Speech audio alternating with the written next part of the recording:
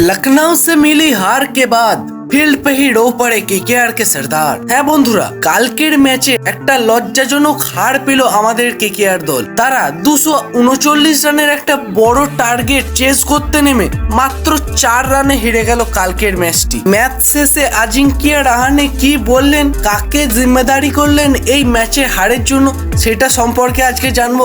কিন্তু বন্ধুরা, তার আগে তোমরা যদি কেকেআর এর একজন ডাই হার্ট ফ্যান হয়ে থাকো তাহলে ভিডিওটি অবশ্যই লাইক করে দাও এবং কমেন্টে লিখে দাও আমি কেকেআর। কালকের ম্যাচ হারার পরে আজিঙ্কিয়া রাহানে প্রেস কনফারেন্সে এমন কিছু বক্তব্য রাখলেন যেটা শুনে আপনি অবাক হবেন। কি বললেন তিনি, আসুন শুনে নেওয়া যাক। তার আগে বন্ধুরা, কালকের ম্যাচটাকে একটু রিকল করে নেওয়া যাক। কালকের ম্যাচে টসে জিতে প্রথমে ফিল্ডিং করার সিদ্ধান্ত নেয় কেকেআর এর টিম এবং সেখান থেকে তাদের ভুল সিদ্ধান্ত শুরুয়াত। তাদের বোলিং লাইন আপ কালকে একেবারেই কার্যকারী হয় না, যারা 20 ওভারে 238 রান দিয়ে ফেলে এবং বেশি উইকেটও নিতে পারে না। লখনউ সুপার জায়ান্টস 20 ওভারে 238 রান সংগ্রহ করে এবং মাত্র 3টি উইকেট হারায়, যার মধ্যে ছিল Mitchell Marsh, Aiden Markram, Nicholas Pooran. এদের ডোমিনেটিং ব্যাটিং এবং ব্যাটিং স্টাইল।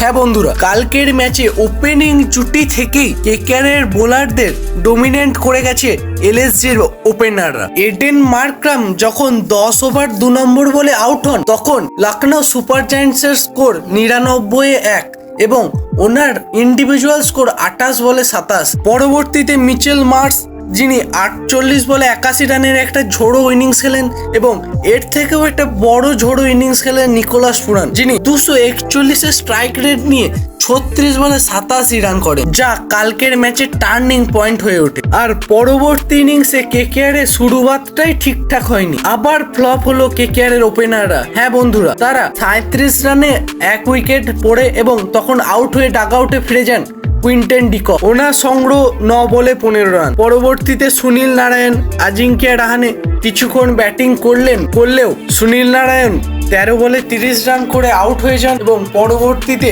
আজিঙ্কিয়া রাহানের সঙ্গ দিতে আসেন ভেঙ্কটেশ আয়ার, যিনি 29 বলে 45 রান করেন এবং আজিঙ্কিয়া রাহানে 35 বলে 61 রানের একটি ঝোড়ো ইনিংস খেলেন এবং পরবর্তীতে পরপর 3 জনা ফ্লপ হন।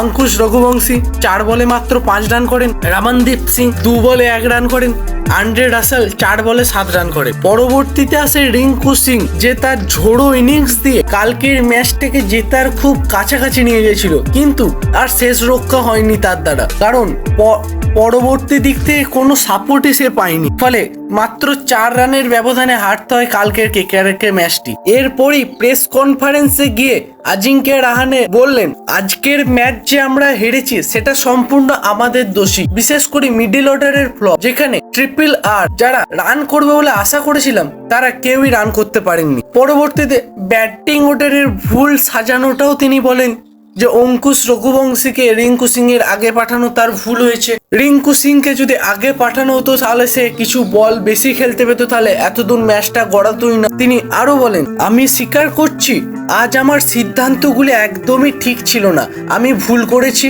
আমাদের বোলাররা আপ্রাণ চেষ্টা করেছে, কিন্তু ওদের ব্যাটসম্যানদের আগ্রাসনের সামনে পড়তে হয়েছে। এই যে আপনারা আমার চোখে জল দেখছেন, এটা আজকের ম্যাচে খুব কাছে এসে হেরে যাওয়ার জন্য দুঃখের জল। প্রথমে আমরা ব্যাটিং করতে নেমে থেকে যেভাবে এক ধাপ করে এগিয়েছিলাম ম্যাচে, তবুও আজকের এই সহজ ম্যাচটি আমরা জিততে পারলাম না, সেই জন্যই আমার চোখে জল। এই চোখের জল আমি আটকাতে চাইছি না। এছাড়াও পিচের খারাপ কন্ডিশন, যেখানে সুজন মুখোপাধ্যায়কে বারবার বলা হচ্ছিল স্পিন বেসড পিচ তৈরি করার জন্য, সেখানে সুজন মুখোপাধ্যায় কালকের ম্যাচের জন্য তৈরি করলেন একটা ব্যাটিং ফ্রেন্ডলি পিচ, যেখানে সহজেই বড় রান করে দিতে পারলো দুটো দল। পরবর্তী